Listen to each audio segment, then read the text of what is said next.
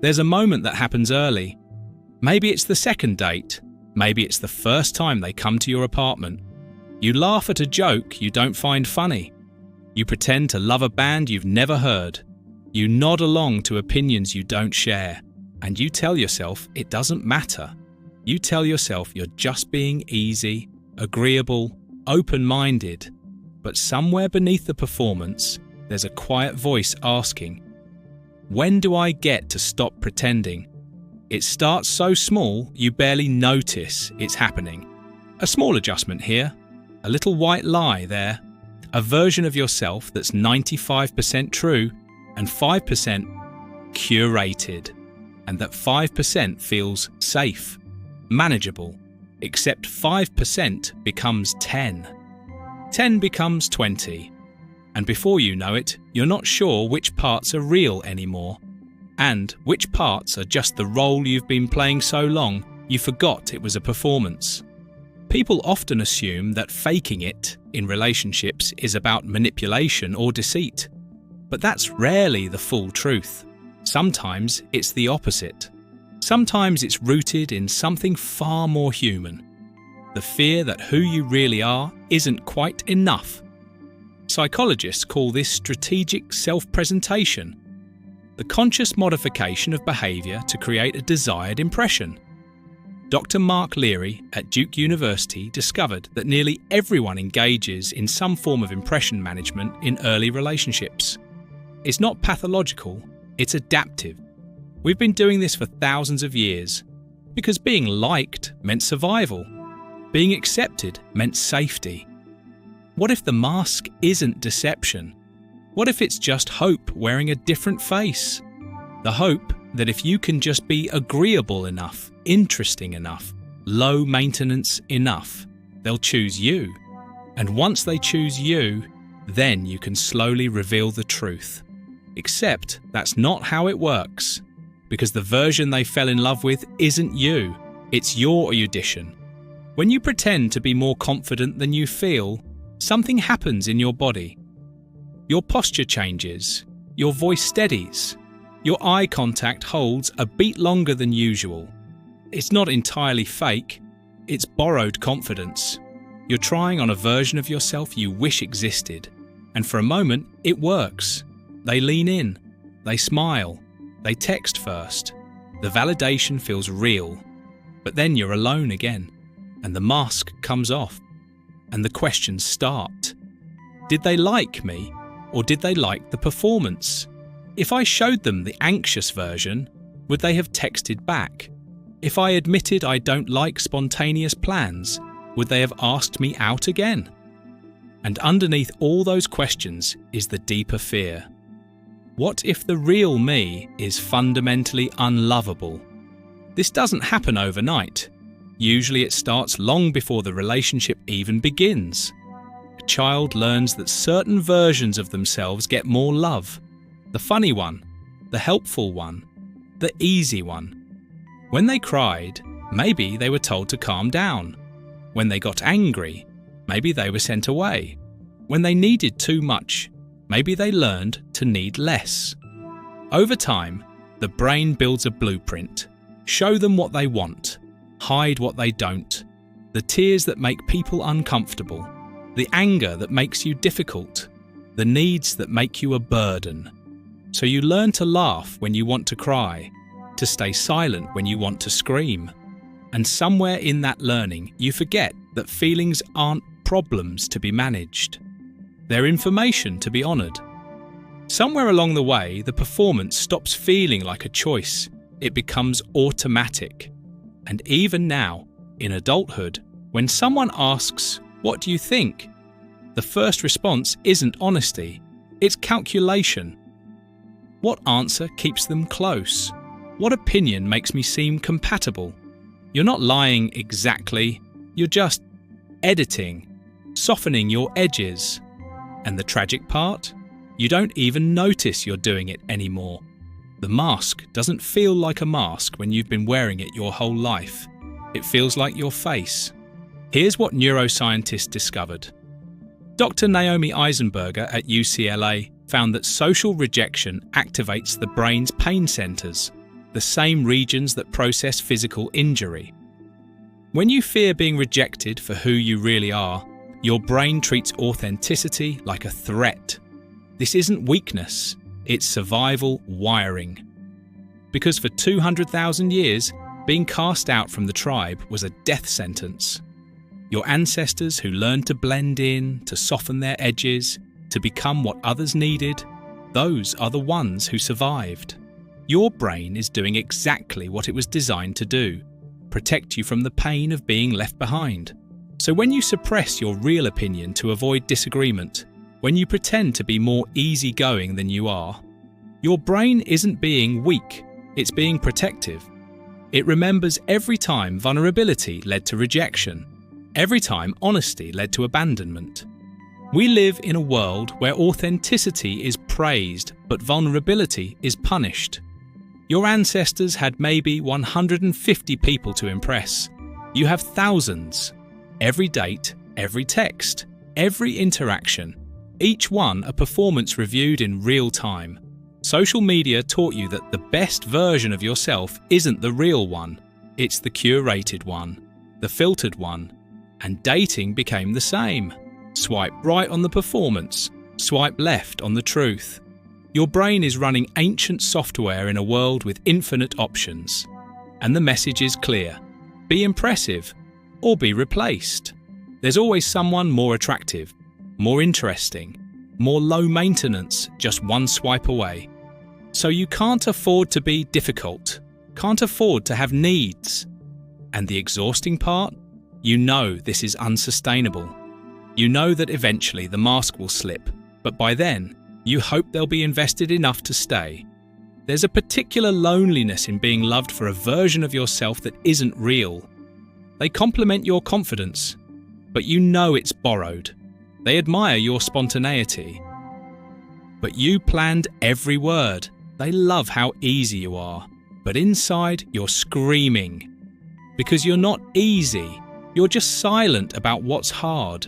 You're not confident. You're just performing confidence well enough that they can't see the anxiety underneath. And every compliment they give the fake you is a reminder that they don't actually know you. That if they saw the real you, the anxious you, the needy you, they might not stay. So you keep performing, keep pretending, even though it's killing you slowly.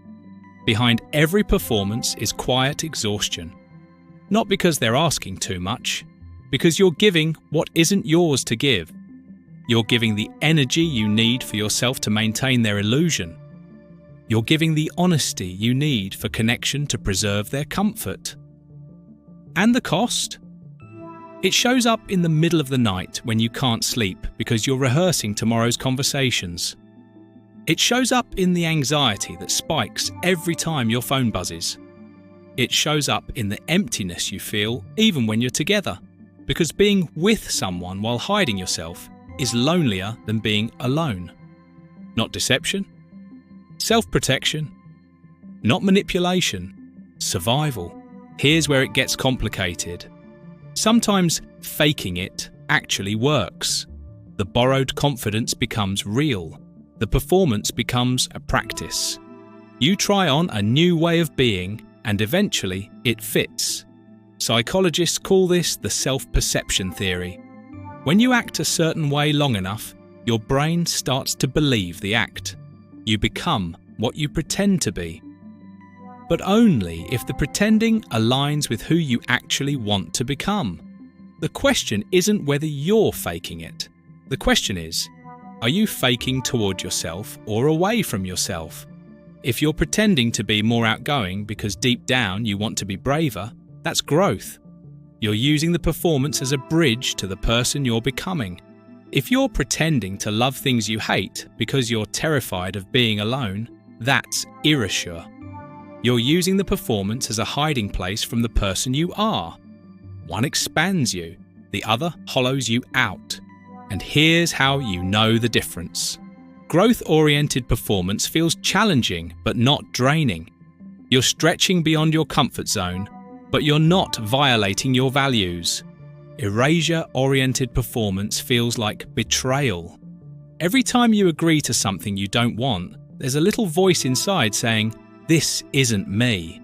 Every time you suppress what you actually think, you lose a piece of yourself. Until you're in a relationship, but you feel completely alone because the person they love isn't actually you. Maybe the problem isn't the performance. Maybe it's forgetting that the performance was never meant to be permanent. Maybe you were supposed to ease into honesty, to let the mask slip slowly, to test whether they could handle the truth. First dates are performances. That's expected. But by date 5, by date 10, the performance is supposed to soften. The real you is supposed to emerge gradually. They're supposed to see you without makeup. They're supposed to hear you when you're grumpy. But instead, the performance became the relationship. And now you don't know how to stop without losing them. Because what if the real you isn't enough? There's something that shifts when you stop asking, "Will they like this version of me?" and start asking, "Do I like who I'm becoming around them?" The first question makes you a performer. The second makes you a participant. The first question centers them. The second centers you. And that shift, that's everything. Because relationships aren't auditions. They're not about convincing someone to choose you by being whoever they need you to be. They're about discovering whether two real people can build something meaningful together. And you can't discover that if one of you isn't real. Authenticity isn't about revealing everything all at once. It's about revealing what matters most and seeing if they stay. Not because you owe them transparency, because you deserve to be known. Here's the truth about faking it till you make it in relationships. It works beautifully for skills, for confidence in job interviews, for pushing through fear in public speaking. But in love, in intimacy, the more you fake, the further you drift from the only thing that actually creates connection, being seen for who you are. You can fake interest in their hobbies. You can fake enthusiasm for their friends. You can fake compatibility for months, maybe years. But you can't fake your way into being loved for who you really are. Because love that's built on performance isn't love, it's a contract. I'll keep pretending if you keep believing, and eventually one of you will get tired. Either you'll get tired of performing, or they'll sense something is off air, even though on paper everything looks fine. What's missing? You, the real you, the you that never got permission to show up. Maybe healing from this doesn't mean never performing again. Maybe it means choosing performances that expand you instead of erase you. It means noticing the difference between adapting and disappearing, between being flexible and being invisible. Because some adaptation is healthy. Learning to appreciate their music, that's expansion. Pretending to be a different person, that's erasure. Trying new things because they matter to someone you love, that's growth. Suppressing your needs because they make you seem difficult, that's self-abandonment. What if the bravest thing you could do isn't becoming more? What if it's revealing less fakery and more truth? Not all at once, not recklessly, but slowly, in small moments, testing the waters. Actually, I don't like that band, and watching their response. Do they get defensive? Or do they say, "Oh really, what music do you like?" Honestly, I need some time alone. And seeing if they interpret that as rejection or as information about how you recharge. I don't agree with that. And noticing if disagreement is allowed in this relationship or if harmony requires your silence. These small tests, they're not games, they're information. They tell you whether this relationship has room for the real you. Because the ones who stay when the performance drops, those are your people. The ones who say, "I was wondering when you'd be honest," instead of, "Why are you changing?" The ones who appreciate your boundaries instead of resenting them. The ones who want to know what you actually think, instead of what you think they want to hear. The ones who need the mask to love you were never loving you anyway. They were loving their projection, their idea of you, And you can spend your whole life playing that role, or you can risk the truth and discover that maybe, just maybe, the real you is more lovable than the performance ever was. So if you're someone who's been faking it in relationships, please understand this.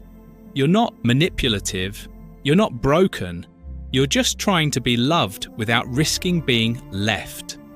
You learned early that love was conditional, that acceptance required performance, and you've been operating from that blueprint ever since. But what if the blueprint was wrong? What if you've been solving a problem that doesn't exist? The problem of being unlovable, when actually you were always lovable. You just never gave anyone the chance to love the real you. There will still be moments when you slip back into the performance, when you laugh at jokes that aren't funny, when you agree to things you don't want. That's okay. That's not failure. That's being human. Old patterns don't disappear just because you've named them. They resurface in moments of stress, in new relationships, in situations that trigger old fears. The goal isn't perfection. The goal is awareness. Noticing when you're performing, asking yourself why, and slowly, gradually, choosing truth more often than performance. But there will also come a day when someone asks what you really think, and instead of calculating the safest answer, you'll just tell them. And they won't leave. They'll say, "I was hoping you'd be honest." They'll say, "Thank you for trusting me with that." And all the years you spent performing will suddenly make sense. You'll realise that the mask was never protection. It was a test you were running on yourself, checking if you were worthy of love without earning it. And the answer? You were always worthy. You just never let anyone close enough to prove it. Maybe that's the truest kind of intimacy there is, not built from perfection, but from permission. From two people who decided that being real mattered more than being right, who chose honesty over harmony, who stayed when the performance ended, not pretending, becoming, not hiding, revealing, not faking, trusting. Until then, walk gently with yourself. You're not broken, you're human, and that's enough.